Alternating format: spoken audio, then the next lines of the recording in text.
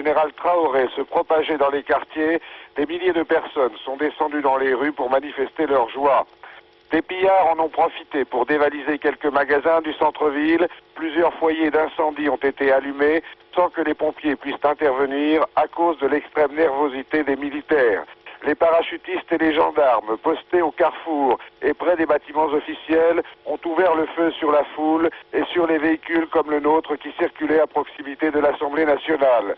La confusion la plus totale règne encore en ce moment. Aucun responsable de mouvement démocratique n'est joignable au téléphone alors que l'armée tire encore à feu nourri à proximité du centre de Bamako. La rumeur dont faisait état Gérard Beaufils dans son dernier appel, avant que les communications soient coupées, la rumeur de l'arrestation du général-président Moussa Traoré est donc confirmée.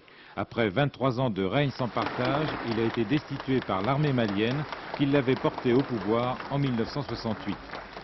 Cette armée qui depuis vendredi dernier tire sans sommation dans les rues de Bamako sur les hommes, les femmes et les enfants qui manifestent et qui continue de tirer, selon les très rares informations qui nous parviennent, des barricades enflammées et des balles traçantes illuminaient cette nuit le ciel de la capitale du Mali. Le parti unique a été dissous, un conseil de réconciliation nationale a été mis en place, présidé par un soldat, le lieutenant-colonel Amadou Toumani Touré, le chef des parachutistes.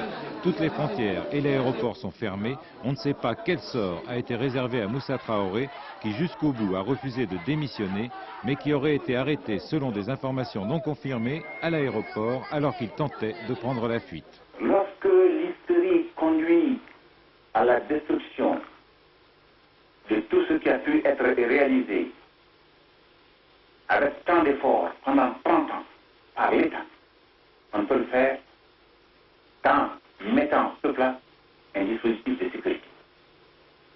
Vous appelez à l'apaisement, mais vous entendez quand même rester ferme devant le désordre. Il vaut mieux être injuste et ne pas se laisser déborder par le désordre. Selon l'un des leaders de l'opposition, l'armée n'aurait pris le pouvoir que pour stopper le bain de sang. Cette volonté reste à vérifier.